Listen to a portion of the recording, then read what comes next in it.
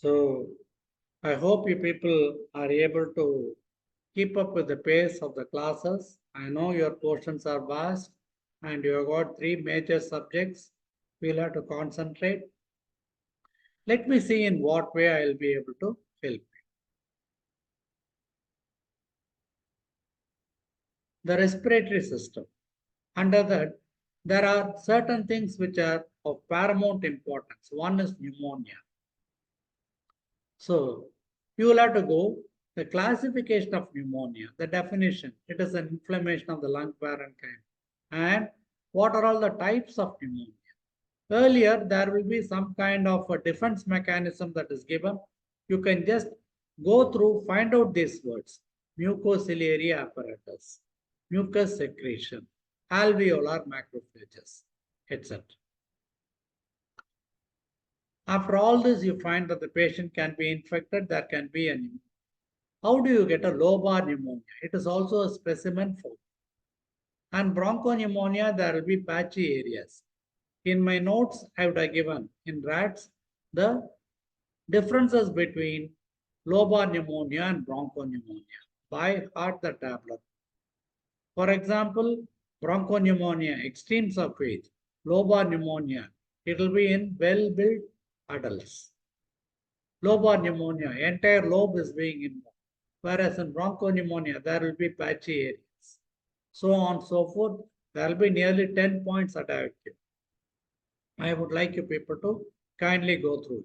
And when it comes to classification, you will have to mention the other things also. Based on etiology again, it can be a bacterial pneumonia, viral pneumonia, mycotic pneumonia, that you will have to mention. And aspiration pneumonia, you will be finding foamy macrophages. A favorite question that can be asked. So pneumonia, please do not omit. Next one can be tuberculosis. Of course, it is of great importance.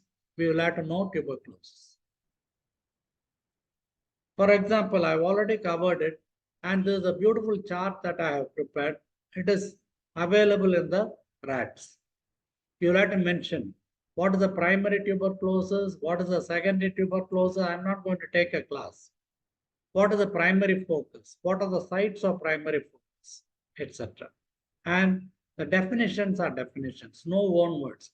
If you are asked primary complex, you must immediately rattle off. Primary focus, draining lymphatics, regional lymphatics. That is the way you people should answer.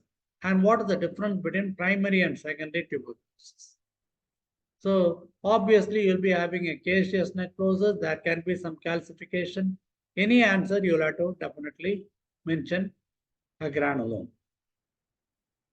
So the secondary in the apex, and then multiple millet seed like one, miliary tuberculosis, that itself is a question. Go to your book and find out whether you are able to find something like pulmonary miliary, systemic miliary. And what are the organs that are involved in each of these.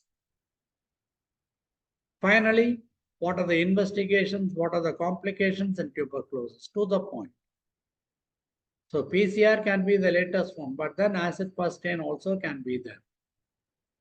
Histologically, you can find a granuloma. I had given the entire list. I would like you people to kindly by heart.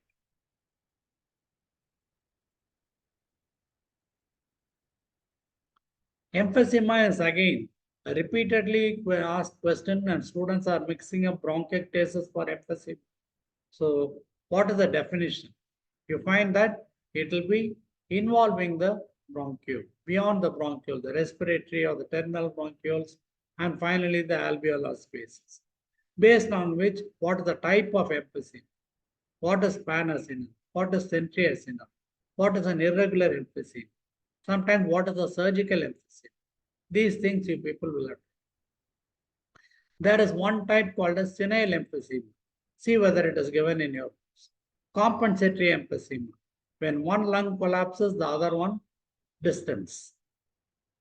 And there will be a pathogenesis also. A diagram like this will definitely fetch you marks, which you people will have to mention. And what are all the gross features in an emphysema? You find it is ballooned out, there is a loss of elasticity, impression of the ribs, etc. The borders get more rounded. And what can be the microscopic features? Not very important, but you'll be finding little parenchyma in a sea of air. And what is ultimately the difference between a blue bloater and a pink puffer? But don't emphasize too much on the clinical findings alone, such as the purse string breathing. We need pathogenesis, we need gross, we need classification, and we need the complications. So these are the important things we shall see in the next class.